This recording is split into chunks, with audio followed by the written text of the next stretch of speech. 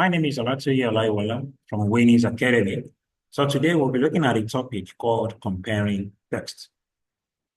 Now, what exactly we'll be doing here is that we'll be looking at how different writers write on the same theme, but from different perspectives. And this is usually influenced by their culture or their specific experiences.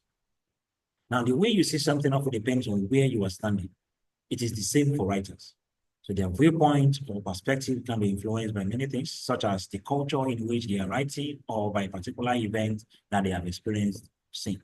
All of these are reflected in the writings.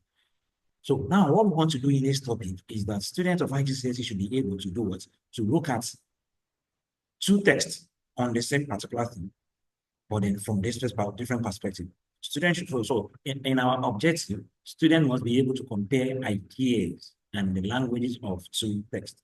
Must be able to compare the ideas and the language used of the two texts.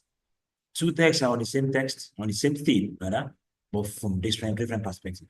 And this can only be achieved by the nature of the language that is used or deployed in the two texts. And also, of course, students should be able to develop their comparison skill. It's a skill that students must be able to acquire. Now, this is the first text we're going to look at. I read it. The apartment felt hollow, as though it were a shell abandoned by its occupants. The clock ticked on relentlessly, marking moments that seemed to stretch into eternity.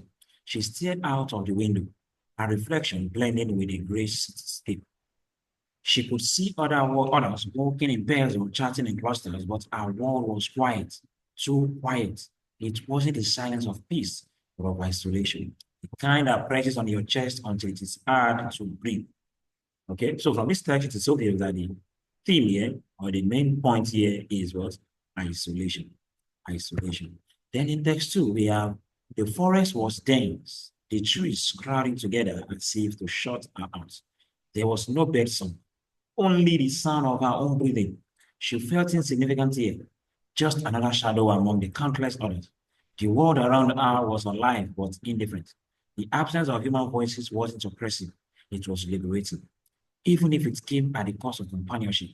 Here, loneliness was not an enemy but a companion, silent and steady. Now, the first thing we are going to consider is the idea, that is the ideas that are portrayed in the two texts. Like I said, the two texts is about what? Two texts are about loneliness. Well, this concept of loneliness is presented in a different way. Now, from text 1, loneliness is conveyed as a painful, suffocating experience.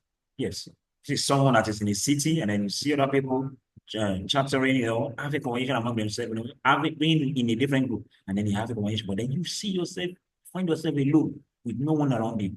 So here, in this kind of context, in this kind of situation, loneliness is presented as a painful and suffocating experience. The writer emphasizes the emotional weight of isolation through sensory imagery, like the use of the silence of peace, but of isolation. And in text 2, we have loneliness being presented in a different perspective. Framing it as a neutral, even liberating state.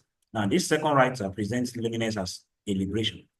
The idea that loneliness was not an enemy, but a companion, reflects acceptance. Now, here, this writer believes that loneliness is actually a companion. He sees loneliness as something neutral, something that is, that he perceives as freedom that everyone should have, because it's a moment anyone can sit to reflect, to do a lot of meditation, to achieve a lot of things. So this particular writer does not see loneliness as painful or suffocating experience. So that is the different idea that these two writers has presented about the concept of loneliness. Then let's look now, what about the perspective? The first text look at loneliness from the perspective of negative and introspective. Now, it portrays loneliness as something the character struggles with. Yes. Loneliness in text 1 is portrayed as something that the writer struggles with. Then in text 2, the perspective is more balanced and contemplative. The writer suggests that loneliness can be a choice, not a punishment. Second perspective of this text is the second text here does not see loneliness as punishment, as something that is forced on anyone. It is a choice. You make the choice to be lonely, so as of course, because you just want to be liberating, as the word is used in that text. Now, this is the perspective that these two writers have looked at this concept. Then we also have the textual techniques. The text one relies heavily on contrast and also the use of personification. Then text two also make use of metaphor. When we look at this expression, we have just another shadow to emphasize the character's insignificance in the larger natural world. So in text one, the technique, the language technique that is employed is the use of personification, like presses on your chest. You know, the text presents loneliness as something that is pressed on your chest. You know, that's a kind of wording. It's a form of punishment. So the writer employed the use of personification and also the use of contrast. You know, where you contrast, we show the contrast between the bustling world outside and the hollow interior. That is, we compare the inner state, the emotional state of the person in that text and the urban setting where everyone is chattering, having fun and moving in group. So we are, this text tries to compare the two concepts. So the text employs the use of contrasts and the use of what? Personification. While text makes use of what? The use of metaphor. Just another shadow to emphasize the character's insignificance in the larger natural world. Then that is it. In conclusion, now this comparison highlights how the same theme can be explored with vastly different emotional tones and perspectives. So in this text, what we have in this topic, what we have actually achieved is that we learn about how different texts, two texts on the same topic is presented with different tones and different emotional states, and also from different perspectives.